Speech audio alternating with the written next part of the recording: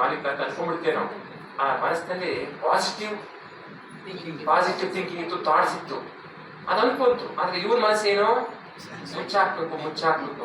ಅದು ಅದರ ಮನಸ್ಸೇನು ಇವನ್ನ ಮೇಲೆ ತರ್ಲಿಕ್ಕೋಸ್ಕರ ಈ ತರ ಮಾಡ್ತಾ ಇದ್ದೇನೆ, ಪಾಸಿಟಿವ್ ಯೋಚನೆ ಮಾಡ್ತು, ನನ್ನ ಮೇಲಕ್ಕೆ ಬರ್ಲಿಕ್ಕೆ ಈ ತರ ಮಾಡ್ತಾ ಇದ್ದೇನೆ. ರೈತನಿಗೆ ಅದನ್ನ ಮೇಲ್ ತರಬೇಕು ಅಂತ ಉದ್ದೇಶ ಇದ್ದಿದ್ರೆ 2 ಹಗ್ಗ ಬಿಟ್ಟು ಅವನು ಇಳ್ಕೊಂಡು ನಿಂತ್ಕೊಂಡು ಹಗ್ಗ ಹಾಕಿ ರಾಟೆಯಲ್ಲಿ ಎಳಿತಿದ್ದಲ್ವಾ.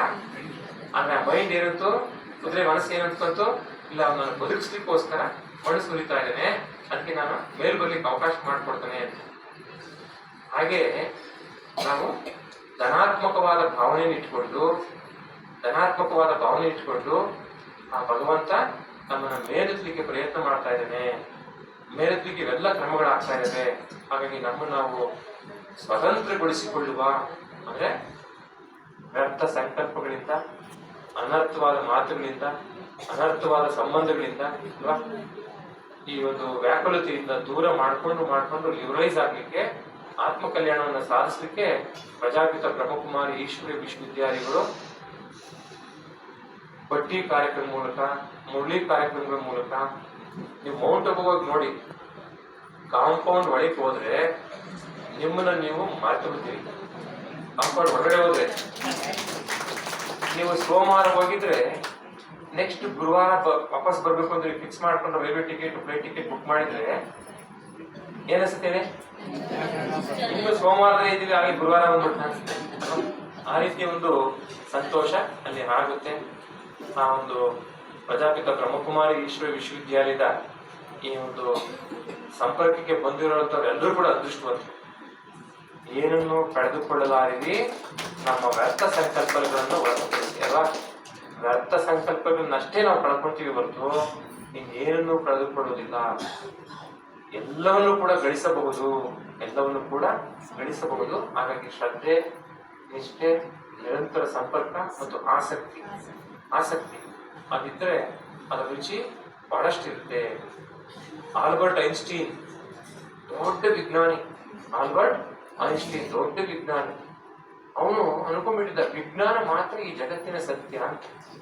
Science is only the supreme, ಉಳಿದವೆಲ್ಲ ನಗಣ್ಯ ಅಂತ, ಸ್ಪಿರಿಚುಯಾಲಿಟಿ ಅದು ಇದೆಲ್ಲ ನಗಣ್ಯ ಅಂತ. ಕೊನೆಗೆ ಆದ್ರೂ ವಯಸ್ಸಾಗ್ತಾ ಸಂಶೋಧನೆಗಳು ಮಾಡಿದ ಮೇಲೆ ಈ ಜಗತ್ತಿನಲ್ಲಿ ಆದಂಥ ಯುದ್ಧಗಳು, ಮಾನವ ಹತ್ಯೆಗಳು, ಗೊತ್ತಾ ನಿಮಗೆ ಜಪಾನ್ 2ನೇ ಮಹಾಯುದ್ಧ, ಹಿಟ್ಲರ್, ಮುಸ್ಲಿಂ ಇವೆಲ್ಲ ಮಾಡಿದ ಕೆಲಸ ಗೊತ್ತಾಗ ನನಗೆ. 1ನೇ ಮತ್ತು 2ನೇ ಮಹಾಯುದ್ಧದಲ್ಲಾದಂಥ ಮಾನವ ಹತ್ಯೆ, ಘನಘೋರ ದುರಂತಗಳು ನೋಡಿ ನಾನು ಯೋಚನೆ ಮಾಡ್ತೇನೆ, ವಿಜ್ಞಾನವಷ್ಟೇ ಅಂತಿಮವಲ್ಲ, ಬಿಯಾಂಡ್ ದ ಸೈನ್ಸ್ ವಿಜ್ಞಾನದ ಆಚೆಗೆ ಒಂದಿದೆ, ದಟ್ ಈಸ್ ಸುಪ್ರೀಂ ಎನರ್ಜಿ, ಅದು ಸ್ಪಿರಿಚುಯಾಲಿಟಿ, ಪಾರಮಾರ್ಥ, ಆಧ್ಯಾತ್ಮಿಕತೆ. ಅದೇ ಅಂತಿಮ.